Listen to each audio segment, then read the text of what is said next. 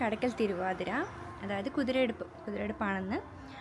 അതുകൊണ്ട് തന്നെ എന്താ പറയുക, ഭക്തിസാന്ദ്രമായ അന്തരീക്ഷമാണെന്നൊക്കെ പറയേണ്ടി വരും. ഇങ്ങനെ ബാക്ക്ഗ്രൗണ്ടിലൊക്കെ അമ്പലത്തിലെ പാട്ട്, ഇപ്പം അമ്പലത്തിലെ പാട്ട് കേൾക്കുന്നുണ്ടെങ്കിലും ഞങ്ങളുടെ വീടിൻ്റെ തൊട്ടടുത്തല്ല കേട്ടോ അമ്പലം. ഇവിടുന്ന് ഒരു എത്ര കിലോമീറ്ററെന്ന് എക്സാക്ട്ലി പറയാറില്ല, എന്നാലും ഒരു 5-6 കിലോമീറ്റർ പോയി കഴിഞ്ഞിട്ടാണ് അമ്പലം ഉള്ളത്. പക്ഷേ ഇത് ശരിക്കും പറഞ്ഞാൽ ഒരു കുഞ്ഞു പ്രദേശത്തല്ല ഇതിൻ്റെ ഉത്സവം നടക്കുന്നത്. ഇത് 56 കരക്കാർ ചേർന്നിട്ടുള്ള ഉത്സവമാണ്. അപ്പോൾ ഓൾമോസ്റ്റ് നമ്മുടെ ഗ്രാമപഞ്ചായത്ത് മൊത്തത്തിലുള്ള ഒരു ഉത്സവമാണെന്ന് പറയേണ്ടി വരും. അപ്പോൾ അതിൻ്റെ മെയിൻ ഡേ ആണെന്ന്. ഇതിലുപരിയായിട്ട് നാളെയാണ് ഞാൻ തിരിച്ചു പോകുന്നത്. അപ്പോൾ അതിൻ്റെ ഒരു വിഷമം ഉണ്ടെങ്കിലും പിന്നെ ഈ ഉത്സവം, അതായത് കുതിരയെടുപ്പ് കണ്ടിട്ട് പോകാൻ പറ്റും എന്നുള്ളതാണ് ആകെയുള്ളൊരു സമാധാനം. അപ്പം അതുകൊണ്ട് തന്നെ ഞാൻ ഓൾറെഡി എൻ്റെ സാധനങ്ങളൊക്കെ പാക്ക് ചെയ്ത് കഴിഞ്ഞിട്ടുണ്ട്. അപ്പോഴത്തേക്കും പിന്നെ എനിക്ക് എല്ലാത്തിനും ഫ്രീ ആയിട്ട് അമ്പലത്തിൽ പോകാമല്ലോ എന്ന് ആലോചിച്ചിട്ടാണ്. അപ്പം ഇന്നലെ ആയിരുന്നു ഐശ്വര്യവിളക്ക്, കുത്തിയോട്ടക്കളി മത്സരം. പിന്നെ ഞാൻ ഓൾറെഡി മുമ്പൊരു ഷോർട്സിൽ ഇട്ടിട്ടുണ്ടായിരുന്നല്ലോ, ഈ വാളും ചിലമ്പും കൊണ്ടുവന്നു കഴിഞ്ഞാൽ പിന്നെ ഉത്സവം കൊടിയേറി കഴിഞ്ഞാൽ ഒരാഴ്ച കഴിയുമ്പോഴത്തേക്കുമാണ് ഇത് നടക്കുന്നതാണ് ഇന്ന്. അപ്പോൾ ഇന്ന് രാവിലെ ഇങ്ങനെ കുഞ്ഞു പിള്ളേരെയൊക്കെ കുത്തിയോട്ടത്തിന് വേണ്ടിയിട്ട് കൊണ്ടുപോകും. അപ്പം അത് രാവിലെയാണ്. അതൊക്കെ ഭയങ്കര തിരക്കാണ്. പിന്നെ പൊങ്കാല, ഐശ്വര്യവിളക്ക് ഞാൻ പറഞ്ഞ ഇന്നലെ ഉണ്ടായിരുന്നു. ഇന്നലെ അമ്പലത്തിൽ പോയിട്ടുണ്ടായിരുന്നു. എനിക്ക് കുത്തിയോട്ടക്കളി മത്സരമുണ്ട്. അതെല്ലായിടത്തും കൊണ്ടുവന്ന് എനിക്കല്ല, കുത്തിയോട്ടക്കളി മത്സരമുണ്ട്. അപ്പം അതെനിക്ക് കാണാൻ നല്ല ഇഷ്ടമാണ്. അപ്പോൾ കുറച്ച് നമ്മൾ പോയി കണ്ടിട്ടുണ്ടായിരുന്നു. പിന്നെ അമ്പലമല്ല, നമ്മുടെ പ്രദേശം കടയ്ക്കൽ മൊത്തത്തിൽ നല്ല വൈബായിട്ടുണ്ട് ഓൾറെഡി. അപ്പോൾ ഇന്നിനി സദ്യയൊക്കെ ഉണ്ടാക്കുന്ന തിരക്കിലാണ് അമ്മ.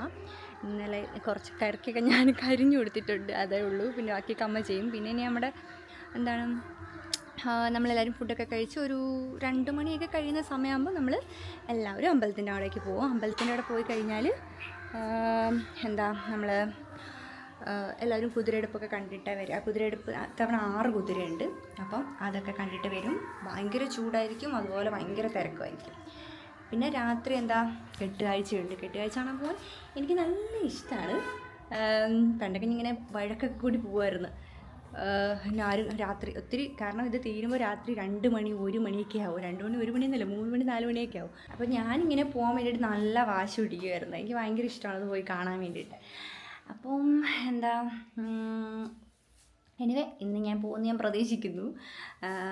പിന്നെ അതൊക്കെയാണ് മെയിനായിട്ടുള്ള കാര്യങ്ങൾ. അപ്പോൾ നമുക്ക് എങ്ങനെയാണെന്ന് നോക്കാം. അപ്പോൾ സദ്യ എല്ലാം റെഡി ആയിട്ടുണ്ട്. ശരിക്കും നമ്മൾ തിരുവോണത്തിന് എങ്ങനെയാണ് നമ്മളെല്ലാവരും വീട്ടുകാരെല്ലാവരും ഒരുമിച്ചിരുന്ന് ആഹാരം കഴിക്കില്ല, അതുപോലെ തന്നെയാണ് ഞങ്ങൾക്ക് തിരുവാതിരയുടെ അന്നും. പിന്നെ ഈ ഫുഡൊക്കെ കഴിച്ചിട്ടാണ് നമ്മൾ കുതിരയെടുപ്പ് കാണാൻ പോകുന്നത്. അങ്ങനെ എല്ലാവരും ഒരുമിച്ചിരുന്ന് ആഹാരമൊക്കെ കഴിച്ചു. പണ്ട് നമ്മളിങ്ങനെ തിരുവാതിരക്കോടി, അപ്പോഴൊക്കെ നമുക്ക് പുതിയ ഡ്രസ്സൊക്കെ എടുക്കുക, അതൊക്കെ ഇട്ടിട്ടാണ് പോവുക. അപ്പം ഞങ്ങൾ പോകാൻ വേണ്ടിയിട്ട് റെഡി ആയിട്ടുണ്ട്. അപ്പോൾ ജംഗ്ഷനിൽ കയറിയപ്പോൾ കാഴ്ചയാണ് ഈ വൈറ്റ് ആൻഡ് വൈറ്റ് ഇട്ടേക്കുന്ന ആൾക്കാരാണ് മെയിനായിട്ടും കുതിര എടുക്കുന്ന ആൾക്കാർ. അവർക്ക് വ്രതവും കാര്യങ്ങളൊക്കെ ഉണ്ട്. അപ്പോൾ ഞാനും അഖിലും അമ്മയും കൂടെയാണ് ഒരുമിച്ച് പോണത്. അനിയൻ വേറെ ഫ്രണ്ട്സിൻ്റെ കൂടെ പോയി. അപ്പം ബസ്സും കാര്യങ്ങളൊക്കെ എല്ലാം ആകെ ഇന്ന് സർവീസ് ഉള്ളതെന്ന് വെച്ച് കഴിഞ്ഞാൽ ഈ കുതിരയെടുപ്പ് കാണാൻ പോകുന്നവരെ കൊണ്ടാക്കുക മാത്രമാണ് ബസ്സുകളുടെ എല്ലാവരുടെയും ജോലി. അങ്ങനെ ഞങ്ങൾക്ക് ഭാഗ്യത്തിനൊരു സ്ഥലത്ത് പാർക്ക് ചെയ്യാനായിട്ട് കിട്ടി. സാധാരണ പാർക്കിങ്ങൊക്കെ ഭയങ്കര ശോകമാണ് ഇന്നത്തെ ദിവസം. അങ്ങനെ ഞങ്ങൾ അമ്പലത്തിലെത്തിയിട്ടുണ്ട്. ശരിക്കും പീടികൽ ക്ഷേത്രത്തിലാണ് ഈ കുതിര അവസാനം വന്ന് നിൽക്കുന്നത്. പക്ഷേ നമുക്ക് എവിടെ വേണമെങ്കിലും നിന്ന് കാണാം. അപ്പം ഞങ്ങൾ പൊതുവേ വർഷങ്ങളായിട്ട് എൻ്റെ ഓർമ്മ വെച്ച കാലം തൊട്ട് ഈ ഒരു സ്ഥലത്ത് നിന്നിട്ടാണ് കുതിരയെടുപ്പ് കാണുന്നത്. അപ്പോൾ ആൾക്കാർക്ക് ഇങ്ങനെ വന്നു തുടങ്ങിയിട്ടുണ്ട്. ഇത് മഹാദേവ ക്ഷേത്രമാണ്. അപ്പം ഓരോരോ ഘോഷയാത്രകളായിട്ട് വന്നു തുടങ്ങിയിട്ടുണ്ട്.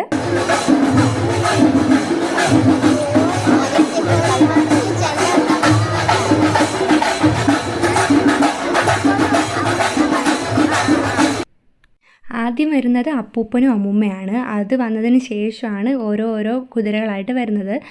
ഓക്കെ,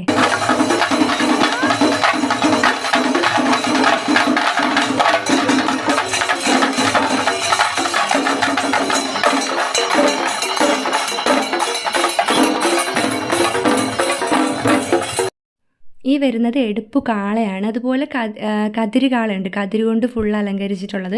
മുൻപൊക്കെ നമ്മുടെ വീടുകളിലൊക്കെ ഇങ്ങനെ വൈകുന്നേരം ഈ തിരുവാതിര സമയമൊക്കെ ആകുമ്പോഴത്തേക്ക് വൈകുന്നേരം ഇതിങ്ങനെ കൊണ്ടുവന്ന് എല്ലാവരുടെയും വീടുകളിൽ ഇങ്ങനെ വരുമായിരുന്നു. അതൊക്കെ കുട്ടിക്കാലത്തെ ഓർമ്മയാണ്. ഇത് കാണുമ്പോൾ പെട്ടെന്ന് ഓർമ്മ വരുന്നു.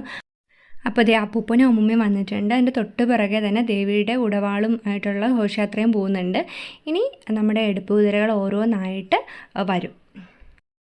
ഈ എടുപ്പ് കുതിരയ്ക്ക് ഒരുപാട് കഥകൾ പ്രചാരത്തിലുണ്ട്. അതിൽ ഒന്നെന്ന് വെച്ച് കഴിഞ്ഞാൽ, ഒരു സമയത്ത് ഗ്രാമത്തിൽ മൊത്തവും ഒരുപാട് അനിഷ്ടതകളൊക്കെ ഉണ്ടായി. ആ സമയത്ത് നാട്ടുകാരെല്ലാവരും ദേവിയെ പ്രാർത്ഥിച്ചപ്പോൾ ദേവി കുതിരയുടെ പുറത്ത് യുദ്ധരൂപത്തിൽ എഴുന്നള്ളി ആൾക്കാരെ എല്ലാം സംരക്ഷിച്ചു എന്നാണ് ഒരു വിശ്വാസം. അപ്പോൾ ആ ദൈവിക ഇടപെടലിൻ്റെ സ്മരണയ്ക്കും അതുപോലെ നന്ദി പ്രകടനത്തിനും ഒക്കെ അടയാളമായിട്ട് വർഷം തോറും ഇങ്ങനെ കുതിര എടുക്കുന്നു.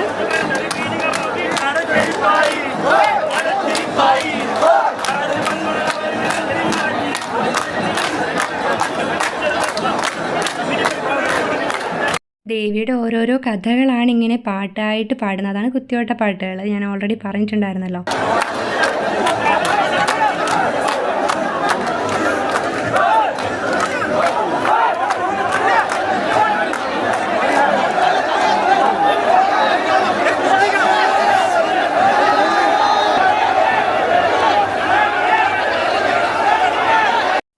ഈ കടയ്ക്കൽ തിരുവാതിരയും അതിൻ്റെ ഈ കുതിരയെടുപ്പും എല്ലാം ഈ ഭക്തിയും അതുപോലെ ഐക്യവും ഗ്രാമീയ പാരമ്പര്യവും എല്ലാം കൂടെ ചേർന്ന് വലിയൊരു സാംസ്കാരിക ആഘോഷം കൂടിയാണെന്ന് പറയേണ്ടി വരും.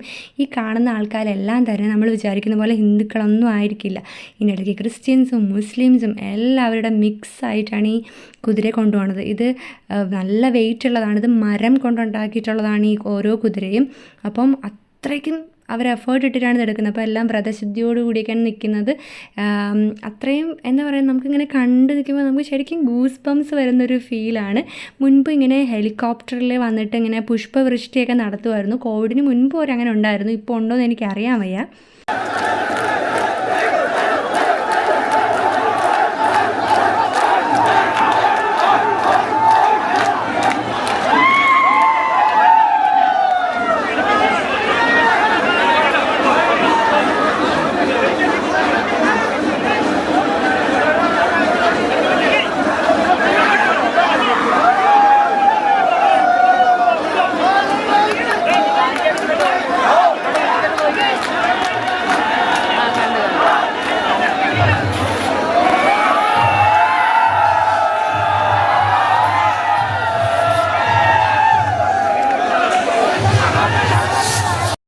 ആദ്യത്തെ ഈ 2 കുതിരയാണ് ഏറ്റവും കൂടുതൽ ഹൈറ്റ് ഉള്ളത്. അപ്പോൾ ഇത് രണ്ടും കൊണ്ടുപോകാൻ പൊതുവേ കുറച്ച് ബുദ്ധിമുട്ടാണ്. ബട്ട് ഇത്തവണ ഇത് രണ്ടും നല്ല സ്മൂത്തായിട്ട് പോയി എന്ന് വേണം പറയാൻ. ഇനി ഇത് രണ്ടും കഴിഞ്ഞിട്ട് 3ാമത്തെ കുതിരയും ഉടനെ തന്നെ വന്നു. പൊതുവേ 2ാമത്തെ കുതിര കഴിഞ്ഞ് കുറച്ച് സമയം എടുക്കുന്നതാണ്. എനിവേ ആ 3ാമത്തെ കുതിരയും അതുപോലെ തന്നെ വന്നിട്ടുണ്ടായിരുന്നു.